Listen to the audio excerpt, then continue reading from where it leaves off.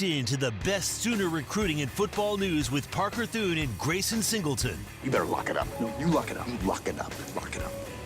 Hit the guys up on the Riverwind Casino call-in line at 405-329-9000 or text the show on the Knippelmeyer Chevrolet text line at 405-651-3439. Do it! Just do it! Now, with Locked In, here's Parker Thune and Grayson Singleton. It's really difficult for me to wrap my head around how talented and how lengthy the visitor list is this weekend for OU Michigan. And folks, if you are a VIP at OUinsider.com, you are aware of literally every single distinguished guest that is going to be in town in Norman on Saturday. Now, what happens with four-star Florida edge commit KJ Ford is still kind of up in the air. Again, the expectation is he's going to be on campus, but with situations like these, you can never take it to the bank until the kid actually shows up. But outside of that, Grayson, here's the count. The Sooners are going to have 47 blue-chip players in town for this football game. That means 47 4- and 5-star prospects are going to be on campus. 47 total nationally ranked recruits is a rare enough weekend in Norman, America. I have never seen, I don't know if I've seen half this many blue chip recruits in town for the same weekend. I'm sure it's happened on a couple of occasions in recent years, but 47 is a number that I do believe is unprecedented. This is a bonkers list. I'm going to try to figure out how to say this without regurgitating everything that I've said the last couple of days, but I do find this interesting, that this isn't just a game. It isn't just a primetime game. This right here is the peak of the college football weekend, too. Yes. And why I think it's so important that you have to win this game is because you got to keep the good vibes going, right? Because the whole thing is going to get started at 3 a.m. on Friday night when everybody starts to camp out and try to get their spot for college game day. And then the festivities are going to start at 9 a.m. Like, the festivities aren't going to start once we kick the ball off on Saturday night. It's going to start almost 12 hours before with college game day. And it's going to roll into the campus corner and the tailgate experience, and then we're going to kick the ball off and play football. It's going to be good vibes for a 24-hour span. You can't undercut it by showing out with a bad performance. And you got 47 dudes. When you bring that number 47, that is program-altering numbers for the future. I mean, you may not sign all of them, but it's so program altering that you got to put on a solid performance. Anything less, you severely run the risk of inhibiting what you've got going forward, any sort of momentum that you have on the recruiting trail as well. You brought up a very good point right there, and I'm not sure it's been talked about enough. This is the biggest game in college football this weekend. Flat out, it is. You look at the schedule, this is the only matchup of week 2 in college football that features 2 ranked teams going at it. It's in prime time, nationally televised. All eyes are going to be on Norman, Oklahoma this weekend, on the Sooners and on the Wolverines. Tattoo Baker on the text line says, "This is the biggest game of our lives." How old are you, Tattoo Baker, respectfully? I was about to say. It's the biggest game in Norman in a while. Yeah, I was about to say, like, in Norman, yes. Biggest game in Norman in a while, especially in non-conference play. You easily got to go all the way back to 2016 when Ohio State came to town to find the last time that Oklahoma played a home non-conference game of this significance. And, well, we know what happened in that game. Ohio State got 4 touchdown catches from Noah Brown, won that game 45-24. The Sooners would get their revenge in the horseshoe a year later up at Ohio Stadium. But the Buckeyes won the day in 2016 at Owen Field. It has been nearly a decade since we saw the Sooners host a non-conference opponent of this level of national relevance. Now, if we're talking nostalgia, if we're talking the emotional impact of the game amongst the fan base as a whole, there's a strong argument to be made that OU Nebraska in 2021 was huge. And it was. But that was at a time where Nebraska wasn't very good and hadn't been very good in a while. And so, honestly, Oklahoma won that game 23-16. That was a lot closer than hardly anybody expected it was going to be. So, with the expectation across the board being that this is going to be a one-possession football game, a four-quarter football game, isn't this everything you want in a college football weekend? This isn't even an SEC game. Well, no. Well, okay, what do you mean? Maybe in a college football night, not in a college football weekend, because the rest of this schedule is booty. Okay, but as far as your team is concerned, okay, yes, okay, in that case, yes. The experience of watching your team. Okay, if we're limited just to this game, yes, absolutely. Yeah. You get it in prime time. You get it on your home field. Yeah. You get a marquee opponent. You get a ton of fun storylines, including but certainly not limited to the reality that their head coach is an OU alumnus. And the biggest recruiting weekend in years in Norman, all colliding in one glorious Saturday. The text line's going to appreciate me for bringing this up. But if you are public address, if you're the university, if you are the people who are in charge of fan engagement, you have to roll the red carpet out in terms of pageantry. Let's go for this one. This cannot be bland. And I know the crowd is going to come in with its own energy because you're playing 14th ranked Michigan and you're playing a team with the highest rated true freshman quarterback in the country right now, who is a mammoth of a human being, by the way, in Bryce Underwood. Storylines galore. Shimron Moore makes his return. You cannot be vanilla with how you move throughout the game and conduct yourself during breaks and stuff like that. They got to bring their A game this weekend too, because the fans can do everything that can do everything. But let me tell you about athletes. I'm going to tell you about athletes. They are very sensitive to corniness. And if you come out here and you're being corny, we might have a problem with all those recruits in there. So they got to bring their A game too. What you're saying is they can't play Margaritaville again, huh? Oh, God, no. No. They did that last week. Yeah. It was interesting. Yeah, they got to figure that out, by the way. This is one of those games where I hope, and this really genuinely doesn't matter to me in most cases, but it's one of those games where I hope Oklahoma gets the ball first on Saturday. Hope the Sooners get the ball first and have the chance to electrify that crowd from the jump by scoring on the opening possession.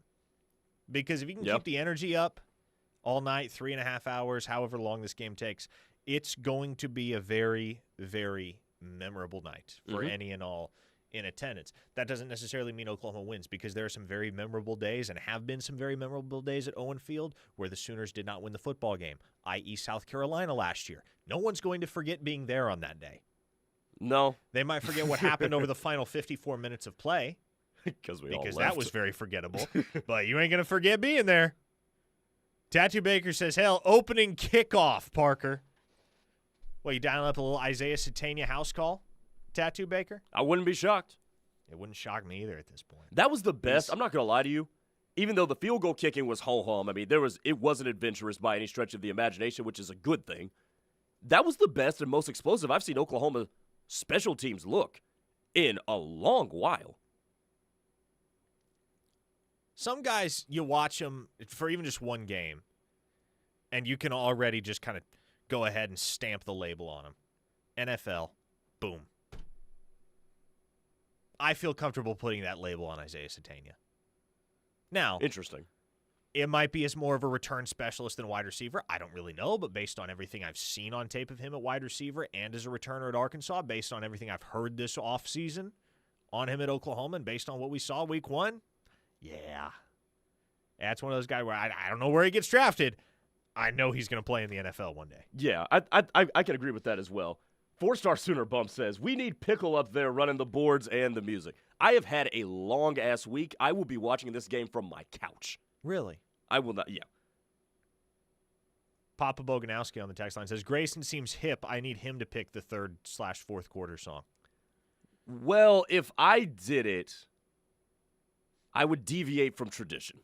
So you may not want me in that one. It deviate from tradition in what way? Well, it won't. It won't be like everybody likes the Toby Keith sing along. So you're gonna play some Primus for us? Primus? No. That would deviate from tradition. I'm just saying. It would deviate. No, I would not play Primus. Larry from Cash that says we need jump around game energy. See, that's what I'm talking about. Jump around game energy. Now, let me ask you this, Grayson. And we had a similar conversation yesterday, but I'm going to present you with a hypothetical. You get to pick 2 commits this weekend amongst the uncommitted visitors that are going to be on campus at Oklahoma. 2 of these guys you can guarantee they commit. It's like you're dealing with a recruiting board on College Football 26, and they're that close to the little commit marker. Yeah. And you can push them over the top. You can guarantee that you push 2 guys over the top. Who are you locking in this weekend? Okay, first of all, this would have been a lot easier to answer if you would have sent me the visitor list. Oh, come on. You know where the visitor list is at. That's a good point. Who? 2 uncommitted guys. Is Braden Allen going to be here? No, that's Auburn. Dang. Any guys, any class. Any guys, any class. I would have to say Peyton Houston. Let me go with Peyton Houston 1. I think you win this game and he commits, we've got probably we'll be on cloud 9 on this show for the next 3-4 days. So I'll give you him. And you know what? Given how disjointed the running back situation has looked, give me Michael Rhodes. Ooh, a 28? Yeah, class of 2028. Yeah. Give me and I know he probably wouldn't commit, but I think it would bring some good vibes when we talk about the running back position, because God knows we haven't had that in a minute. Our YouTube producer, Hattie, made a face in here when you said Micah Rhodes. She was like, 2028? Yeah. I mean, I'm kind of looking out into the future here. That is a long way off. And look, maybe he doesn't commit. But if he's somebody, and I know I'm taking this a different way than you intended, but if you make a damn good impression on him, though, and he does one of those interviews with you or Sam or somebody else that says, man, that was dope, what I was involved with in Norman on that Saturday night, that's something. I have lost track, frankly, of how many times Micah Rhodes has been up to the University of Oklahoma. I know it's been at least 5. He's taken at least 5 unofficial visits to Oklahoma. He was most recently up for a camp in June. It's a long way out, man, but 2 guys, I'll tell you this much, 2 guys in the 28 class that Oklahoma looks to be in very, very strong position with, even as early as it is.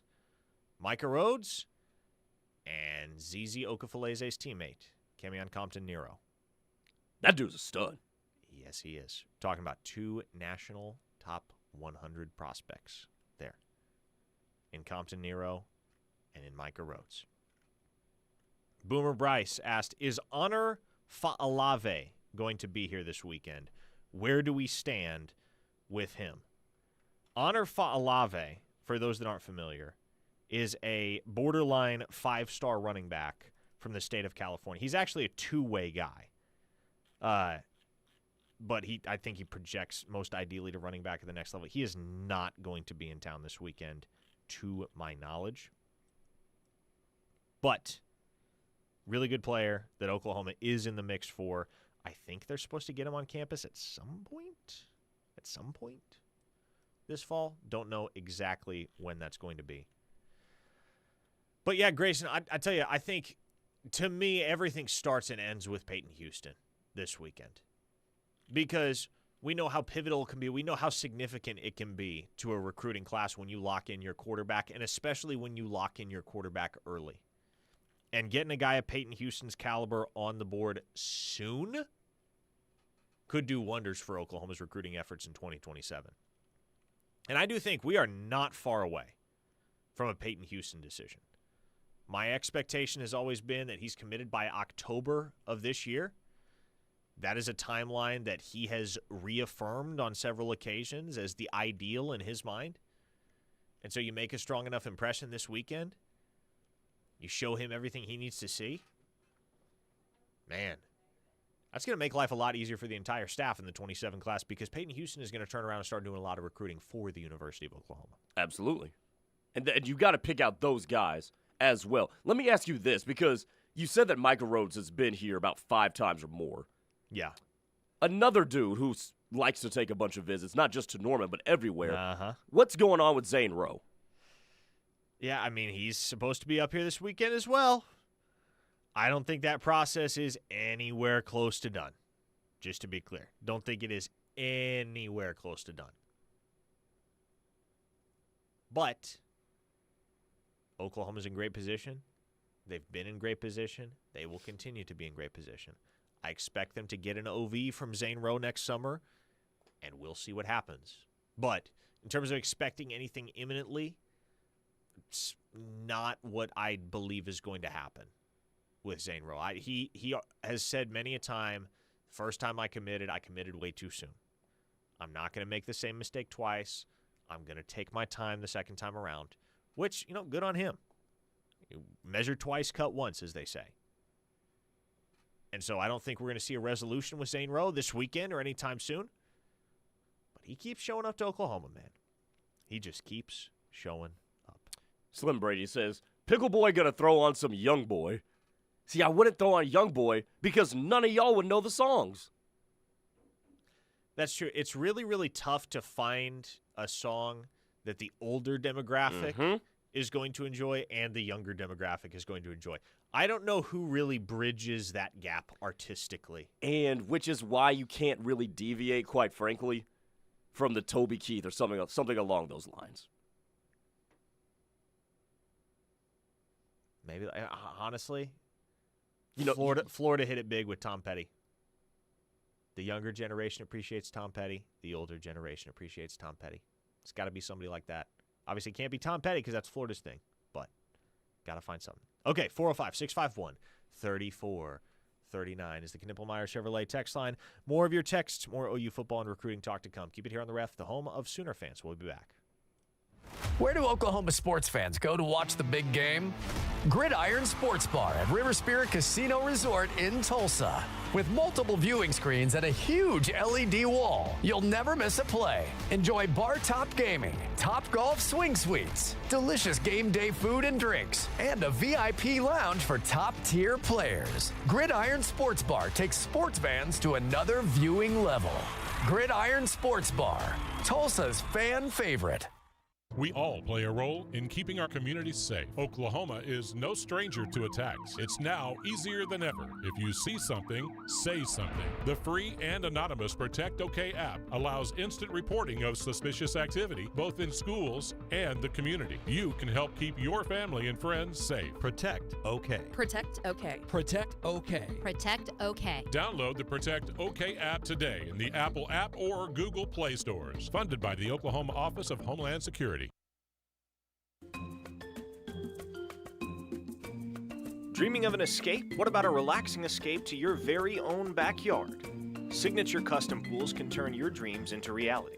Signature Custom Pools creates distinctive designs to fit your perfect getaway. Call Signature Custom Pools for your free design consultation at 405-898-9098 or visit them online at signaturecustompools.com and turn your backyard into your dream escape. At Armstrong Bank, your business isn't just business to us, it's personal. Our bankers are invested in your success, and we're ready to build a relationship that lasts. You deserve a strong financial partner by your side. Together, we can help make your business even stronger with products and services designed for your convenience. To learn more, visit a location near you or visit armstrong.bank. Armstrong Bank, strength runs in our family. Member FDIC. Sooner Nation, are you ready? Football season is here, and new arrivals are landing daily at Balfour of Norman from your favorite brands. Whether you're dressing for game day, setting up the perfect tailgate, or hosting the ultimate watch party, we've got everything you need. Live from historic Campus Corner in Norman, Oklahoma. Shop Balfour of Norman, your home of everything Sooner. Shop in store or online at crimsonproud.com. Hey, have you been noticing a problem with your vehicle's transmission? You do not want to wait on that situation. You need to get it looked at now. Bring it by AMCO and let their professionals check it out for you. With their free vehicle courtesy check, they can help pinpoint the problem and then offer options for repair. And financing is available at all locations. AMCO, Norman, Midwest City, Oklahoma City, Edmond, Yukon, and Tulsa. For 3 generations, the John M. Ireland & Son Funeral Home and Chapel in Morris continued to serve the community by giving back to local schools, charitable organizations, and first responders. We provide pre-planning for funerals and cremation services at the most reasonable prices. We are proud to be a family-owned and operated funeral home. Award-winning funeral home year after year, our family believes in serving the people of our community. I'm John Ireland. And I'm Solon Daniels. You've got our word on it. Hi, this is Nettie from The Local, Norman's newest restaurant, and we invite you to come check it out. The Local features delicious Okie cuisine like the famous local salad, mouth-watering bone-in pork chops, or the Okie burger, plus fantastic drink specials throughout the week. You can also enjoy brunch on Sundays starting at 10 a.m. Happy hour all day on college football Saturdays, you can't beat that. We have 3 locations in the metro, Yukon, Mustang, and the newest one in Norman at 110 West Main Street, or visit thelocalrestaurant.com.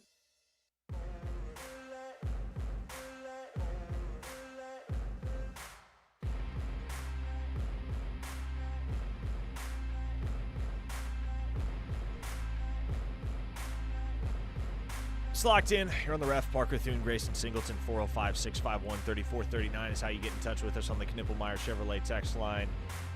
We discussed it very briefly at the end of the 1 o'clock hour, but some news as of less than an hour ago, per Ross Dellinger of Yahoo Sports, who is all over the changes that happen at the highest levels of the sport and its governance. He tweeted this out less than an hour ago. The NCAA's Football Oversight Committee voted today to support a single transfer portal in January, sources tell Yahoo Sports, ushering in a significant change. The administrative committee still needs to formally adopt the change later. The 10-day window is expected to open January 2nd. Thank the Lord.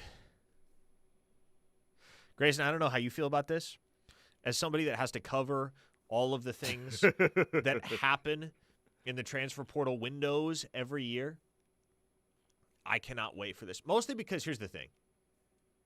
Stuff changes so frequently and so rapidly when you are talking about where portal players are going to end up, where denizens of the transfer portal are going to end up, because so much of it is dictated by agents, so much of it is dictated by the bidding war, and so it may be apparent one moment that a player is about to sign with a given school, and then 30 minutes later the word is completely different. Like, for instance, gosh, we dealt with so many of these things in the December window. Like, there was a time it looked like Jaron Bradley, the wide receiver transfer from Boston College, was going to sign with Oklahoma.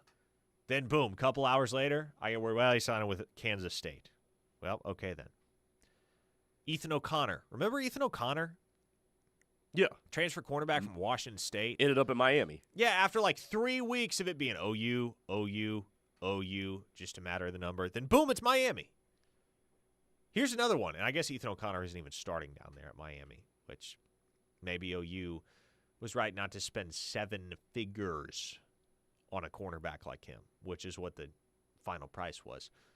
Remember Ethan Onianwa, the transfer offensive tackle from Rice? Looked for a minute like he was going to be a Sooner. Then, whoop, it's Ohio State. And Ethan Onianwa, Ethan Onianwa has only played 1 game as a Buckeye, obviously. Things did not go too well for him on Saturday. He saw like 15 snaps at guard and kind of got manhandled. So he's not even playing tackle. He's playing guard, and the experiment has not really panned out. to this point up there in Columbus. So, but again, back to the original point. Covering the transfer portal is so obnoxious.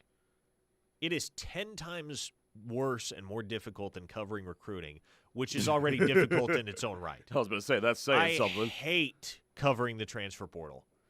And so if I only have to do it for a week and a half a year, yes, Lord, yes, and amen. Let it be. No, yeah, there should only be one transfer portal, unless extenuating circumstances.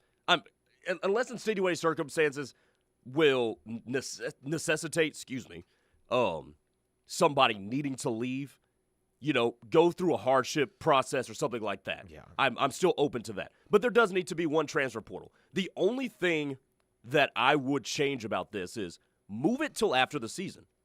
And I know there's, stuff about getting into school and all that you still have to factor in, which not many of these dudes care about school anymore. It's just a reality. But I would still, in a perfect world, move it at minimum until after the Final Four is done. If you want to say, hey, we're going to play the college football playoff championship on a Monday, and the portal window is going to open that previous Monday before, because there's usually 9 days between the semifinal and the final. If you want to move it toward then, I'm cool with that, but it needs to be more toward the end of the season. That's my only gripe with it, but yeah, there should only be one transfer portal window. Reformed Homer asks, why not after every bowl and CFP game is over? Why not in February? Well, I will give you the answer, Reformed Homer. I'm not saying it's the answer that makes sense, but it's the answer that the NCAA would certainly present, is that, well, you have to be mindful of the academic calendar. And you can't have guys starting school at a new institution in February, which, let's be honest, you could have that. You could. The amount of concessions that these schools wind up making for athletes, yes, you could shoehorn a kid into a brand new academic schedule in February of a given year. You could.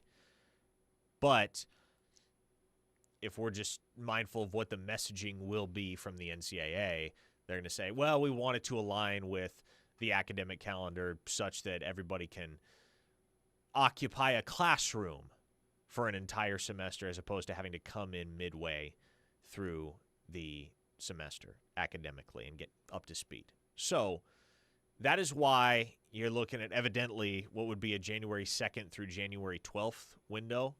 And even that is weird because that falls right in the middle of some of the most important bowl games of the season. Obviously, you'll be past the New Year's Day games, but you'll have college football playoff semifinal and or quarterfinal and semifinal matchups occurring within that window. Man, there's no right answer. There's no answer that makes perfect sense when you're talking about trying to regulate portal movement and transfers across college football. This appears to be one of the more sensible options that you could put forward. Just one window in January every single year, and there's a lot more stability at that point, both on the player end and also on the organizational end. When you talk about these front offices and these coaching staffs, these programs, as they're trying to plan for what their roster is going to look like in the year to come, they pretty well understand, hey, any holes that we have to fill, we got to fill them in this window.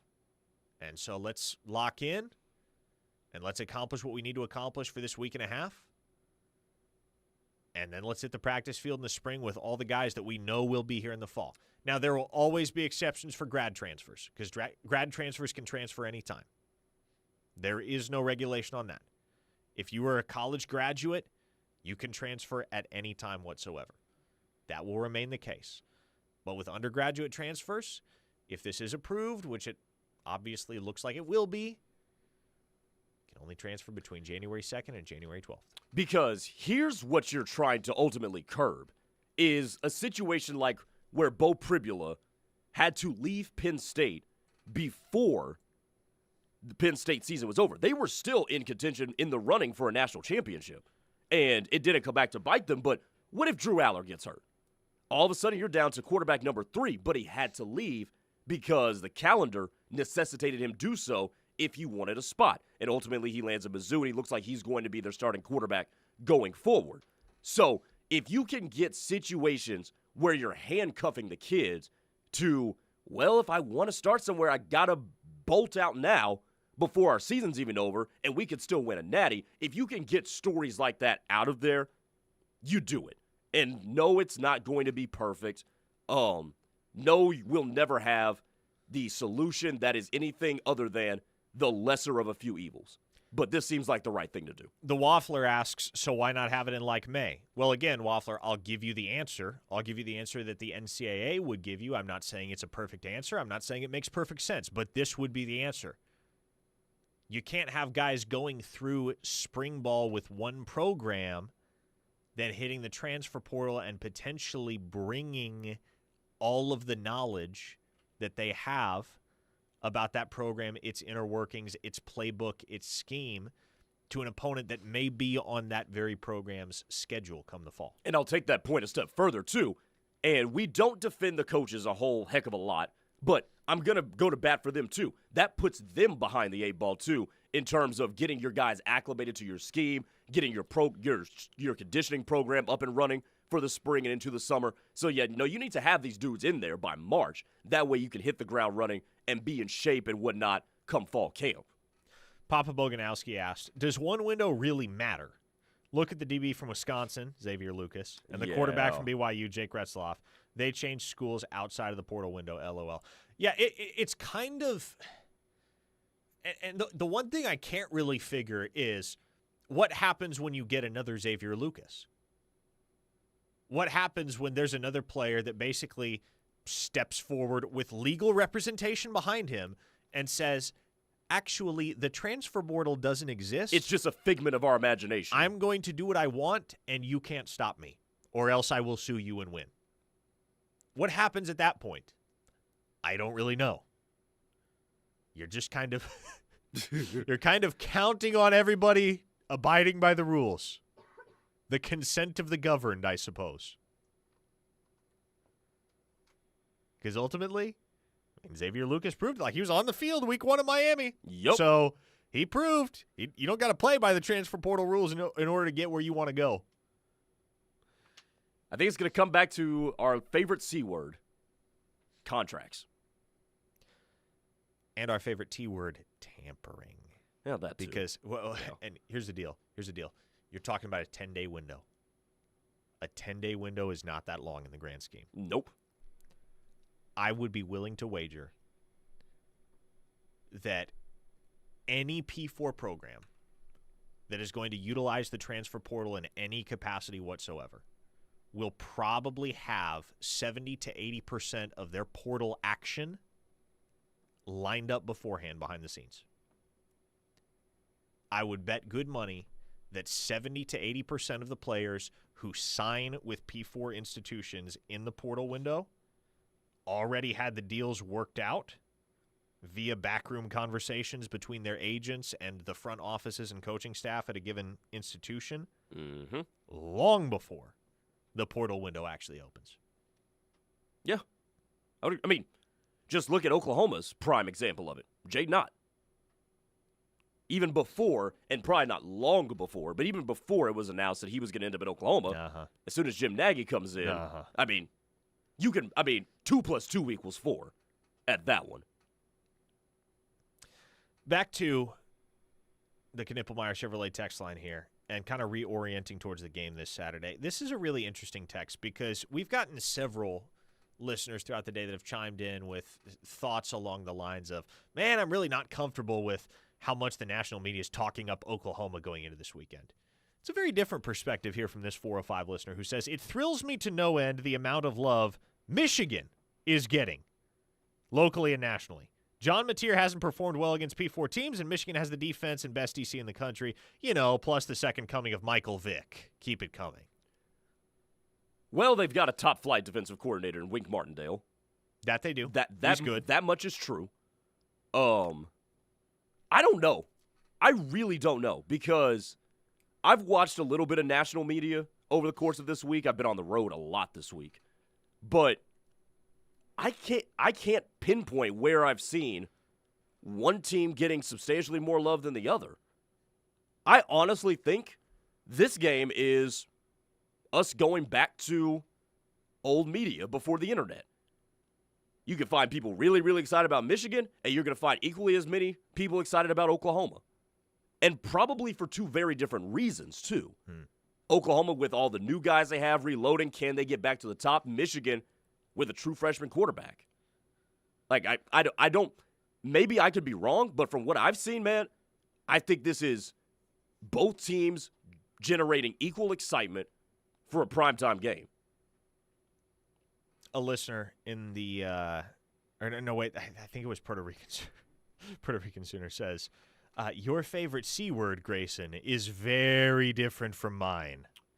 When you said our favorite C word, I didn't know where that was going for a second. I was I did not tell you what my second favorite C word is. Do I want to know? Probably not. I think I would get fired. 405-651-3439 is the Knippelmeyer Chevrolet text line. Boy, we are having some fun, as we always do on this show. One more segment of Locked In on the other side. Keep it here on the Ref, the home of Sooner fans. What's up, Sooner fans? This is all-conference safety Billy Bowman, and you're listening to the Ref, the home of Sooner fans. F5 IPA by Coop Bellworks doesn't just hit, it touches down. Brace yourself for a hop-reckoning punch that'll blow your taste buds away. An iconic original that takes the proud title of Oklahoma's #1 selling IPA. Be sure to raise an F5 on game day. Beats and Bites Festival is back again at Riverwind Casino, where good grooves and great food are on tap all summer long. Join us September 5th for Gary Allen, along with crave-worthy eats from local food trucks. There's something for everyone. Get your tickets online or at the box office for just $10. Only at Riverwind Casino.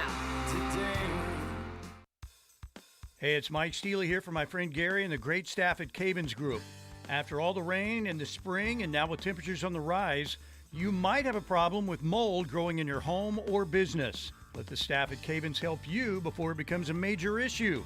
Don't forget, Cavens can help you with water emergencies and biohazard cleanup 24 hours a day.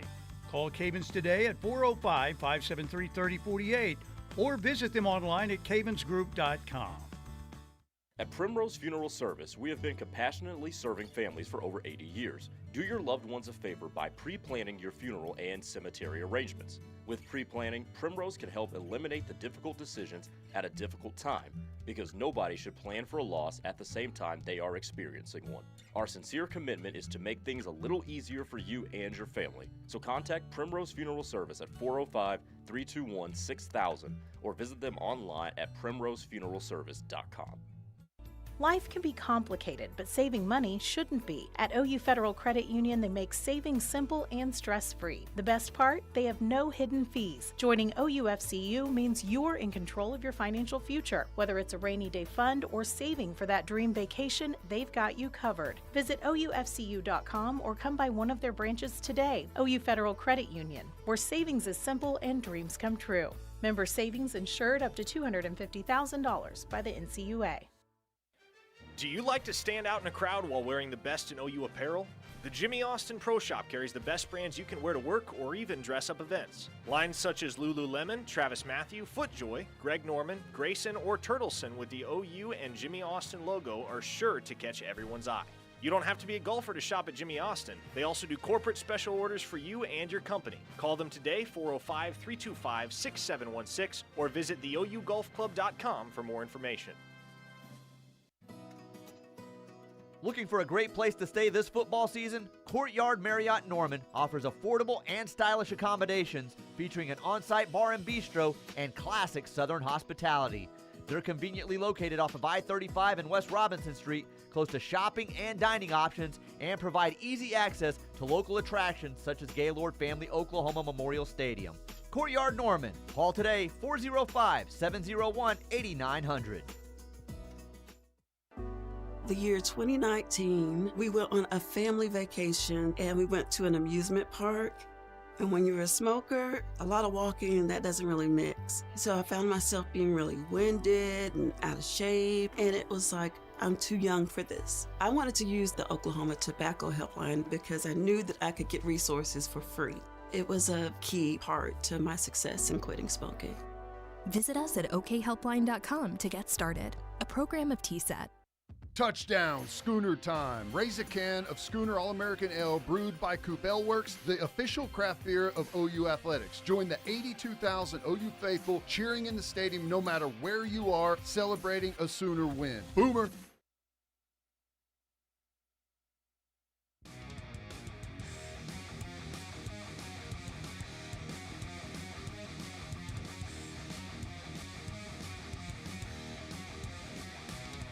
Final segment of Locked In here on the Ref, the Home of Sooner fans. Parker Thune, Grayson, Singleton. 405-651-3439 if you want to chime in on the Knippelmeyer Chevrolet text line. The show is brought to you by Dorsey Jones GMC in El Reno. If you are in search of a new vehicle, give GMC a try. After all, they do offer some of the more reliable trucks and SUVs on the road today.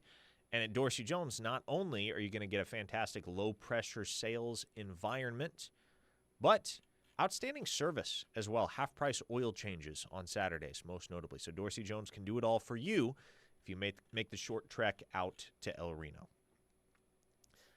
We've fielded several questions on the text line about Cooper Hackett. We talked a little bit about Cooper Hackett, I believe, on Monday. Mm-hmm. Cooper Hackett is going to be in Norman this weekend. And I'll say this. There are very legitimate reasons why he committed to Texas Tech and why committing to Texas Tech at this juncture made sense for him. That commitment, to say the least, is little more than verbal. To say that Cooper Hackett is fully committed to playing college football at Texas Tech is obviously inaccurate when he's showing up to Norman, Oklahoma the very next week after he pledged, right? So you know that Oklahoma, A, is still in the mix, will remain in the mix, but B, he's not fully locked in on Texas Tech being the spot for him. And again, I really, there are some things I wish I could say on the air about this whole ordeal, but that I probably shouldn't say right now, or at least until we get further down the line and we have a strong sense of where this thing is going to land. It is my belief, it has always been my belief, based on things I have heard from the Fort Gibson side, as well as from the OU side, that Cooper Hackett is going to wind up signing with Oklahoma. But for the moment, I understand why that's a tough thing for many folks to square with. Because he did verbally commit to Texas Tech. And after all, why commit to Texas Tech? Why take the money and run, as so many texters have characterized it, if you really are Sooner born, Sooner bred? All I'm trying to say here, folks, is that for a kid in Hackett's situation, knowing the ins and outs of what has gone on there behind the scenes over the last few months, I very much understand why it was in his best interest to commit to Texas Tech right now. And I also am not of the opinion that he signs with Texas Tech next December. All I'll say on this one is he's going to be a Sooner. I think he's gonna be a Sooner. Wow, you're not usually that definitive either. No, and part of the way these opinions get made is I listen to people like you on these matters, and it just makes sense, man. Like, I know he gave the verbal, but generally, I mean, just look at the Tristan Keys saga, and I remember how you talked about that and characterized that, and your colleagues across the industry characterized that one. Nobody thought that commitment to LSU meant worth squat. Okay? And then ultimately it finally came to a head. He flips to Tennessee. And I'm viewing this similar development as just that. I think ultimately he's going to end up at Oklahoma. Fort Gibson kid, has emotional ties to the school, it seems. Like that's just where he wants to be. I think ultimately Oklahoma's going to get this one done. They should. They should get this one done. There is no reason right now, and I have no idea, like I know what Cooper Hackett's value is on the market right now at a school like Texas Tech. I can't predict what the market is going to be like a year from now. What I do know is for where things stand right now, there's no reason why Oklahoma shouldn't be able to get this deal done with Cooper Hackett at some point down the line. Lost City Sooner, you're not on the right track with the Cooper Hackett thing. OU Heck, you are on the right track. Yes, OU Heck, you hit the nail on the head. That's about the sum and substance of it. Blue and Green Country says, as Coach Dork told Josh Heupel after the game when Missouri beat Tennessee, it's just business. It's so true in the crazy new NIL era. Well, actually, what he said was, we stand on business, Josh, which was super cringy and unprofessional because that was the only thing he said to him. Gives him a quick little dap up. It's like, we stand on business, Josh, then runs off. And it's all on mic. Like, you can witness the entire interaction. We stand on business, Josh. And that's it. No, hey, good game, man. You got a heck of a team. Best of luck to you moving forward. None of those pleasantries. It's just, we stand on business, Josh. I'm out of here. Can I go back to the Cooper Hackett thing for just 1 second? By all means, go ahead. So, Hayes Fawcett tweeted out the graphic that Cooper Hackett had committed to Texas Tech. Yes. Usually, when a prospect gets his graphic tweeted out, they'll reply to it and they'll say, hey, I'm home, or they'll have like a lock emoji or a home emoji or something. Cooper Hackett replied to it and just said, wreck 'em. No exclamation points, no emoji, no I'm home, no all glory to God, no none of that. So you're paying attention to the emotion in the tweet there. Look, Parker, you and I in this industry are very adept at reading between the lines of certain things. This just doesn't seem very enthusiastic to me. That's all I'm saying is that I've seen more enthusiasm and more excitement than that. That's all I'm saying. Mm-hmm. A 918 listener asks, is committing just a bargaining chip for NIL nowadays? Well, it certainly can be. Yes. In some cases, it absolutely can be and is. In this case, I wouldn't call it a bargaining chip for Cooper Hackett. That's not an accurate representation of everything that's going on right now with that recruitment. Michael in Marlow asks, can high school players collect NIL before signing? That's tricky. It depends on state legislation. For instance, if we rewind to the fall of 2023, part of the reason Williams Winery committed to Missouri over Oklahoma was because Missouri had state legislation in place such that I believe Winery could start collecting checks as early as September 1st of his senior year of high school. And so that was a big factor in swaying that recruitment towards the end, as I recall. So it's a little bit of legislative gray area and kind of dependent upon regionality and other factors. Minnesota Eddie asks, can Teddy seal the deal? Well, again, I think the easiest thing about the Cooper Hackett recruitment is that we all know who to blame if he doesn't wind up signing with Oklahoma. We can pin it all on Teddy Lehman at that point. That's hilarious. Fort Gibson's finest. But no, I still do believe quite strongly that Cooper Hackett is going to wind up in Oklahoma's class. And hopefully it's understood and acknowledged that I don't often speak so confidently about kids that commit elsewhere. I still feel very good about Oklahoma's long-term chances with Cooper Hackett. Very good. Flizzle on the text line. What a name. Flizzle says, just tuned in, but what are some of the big recruits that are visiting this weekend? Well, we just talked about one all of them. Yeah, all of them are big for the most part. I know that Oklahoma is expecting in excess of 100 recruits total. Now, obviously, not all of those guys are offer caliber players, but they're all at the very least guys that Oklahoma considers prospects, i.e., there is at least a glimmer of a chance that we will want you in our class at some point, whether it be in the 26 cycle or 27 or 20. I don't know if there are any 29s coming in. I know there was a 29 in town last week, Socorro Cooper from I think he's at Duncanville. But yeah, a lot of 26, 27, and 28 visitors in town this weekend for Oklahoma. Cooper Hackett is one of the headliners. Cooper Witten, Jason's son, is another headliner. Peyton Houston, the outstanding quarterback target from Shreveport, Louisiana, is another. Caden Penny, the number 34 overall prospect in the nation, regardless of position, from right up there at Bixby, the offensive guard. He's a headliner. The number 1 defensive tackle in the 27 cycle, Jalen Brewster out of Cedar Hill, Texas. There's another one. A 5-star cornerback from the state of South Carolina, Josh Dobson out of Catawba Ridge High School in Fort Mill. He's a big-time headliner. And then, of course, Zane Rowe, a guy that we talked about a little earlier on. And that's really just the tip of the iceberg.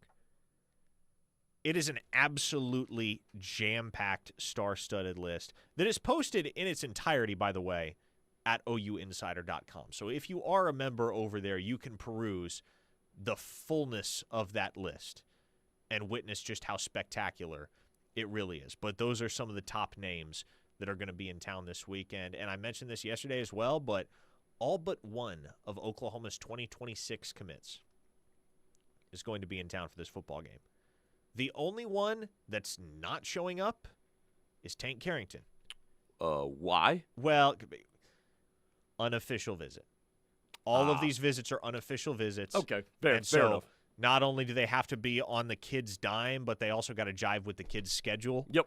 And so, yeah, not signifying that anything is amiss there with Tank Carrington. More just from his family's side, they couldn't really, they couldn't make it work. But every single one of the other 18 commits on board for Oklahoma right now will be in Norman this weekend. And we'll see what happens with Daniel McMorris, man. Like, I feel this strongly. Like, if Oklahoma pulls the trigger with the offer this weekend, it will not be long before he is in OU's class. Now, the question mark to me on that front is going to be the weight factor. Because Daniel McMorris is a legit 6'6", but as of right now, he only weighs about 255 pounds. So you threw out 270 a couple of days ago. And he's been heavier than that. Really? He's only 255 right now. Which is interesting where I was going with that is because their roster has him at 260. Uh-huh. He's evidently sweated off a little bit of weight in the early stage of the season, which makes sense. It does. But that does create a little bit of uncertainty for me as to whether Oklahoma is going to have the confidence to go full steam ahead with an offer to McMorris if he weighs in at, anything less than 260. I think that's probably going to be something that Jim Nagy and his front office staff have to have a little bit of an expanded conversation about. But, I was looking through the 2026 rankings last night and realized, hold up, Daniel McMorris is the top uncommitted offensive tackle in the nation. There is no 2026 offensive tackle on the market right now, on the open market, that is not committed to a school that is higher ranked than Daniel McMorris. And he's right there in Oklahoma's backyard. So, just received an offer from Cal yesterday. Yes, and got an offer from Liberty. The other day. The other day as well. But, man, here's another name I'll throw out there. A guy that Oklahoma recently offered at offensive tackle, and they're hoping to get him in on a visit at some point. 4-star USC commit Vlad Diakonov. That's the guy that I think Oklahoma would most prefer to have at offensive tackle, but you got to be realistic. And that's a Cali kid that's committed to USC, and say what you will about USC losing commits. It does happen every single year in season. It does. But you got better odds to land Daniel McMorris, or you got better odds to land Vlad Diakonov. And how long are you willing to hold out for one at the expense of potentially snagging the other? There are very strong odds that Oklahoma could land Daniel McMorris. Really, all they have to do is just throw him the offer, right? Like you would imagine. Yeah, it's pretty much a formality at that point. Unless, you've been kicking the tires there for months and months and months. At a certain point, even with him being a hometown kid, he might just say, screw it, I'm going to go play at Texas Tech. Because they've been pushing hard for him as well. Penn State's been involved. And there are other schools that continue to circle the waters for Daniel McMorris. But Oklahoma's got a chance this weekend, if they want to go that route, to lock him in. All right, folks, that's it for today's installment of Locked In. For Grayson Singleton, I am Parker Thune. Teddy and Tyler are coming up on the other side with a fine installment of The Rush. We'll see you tomorrow, same time, same place here on The Ref.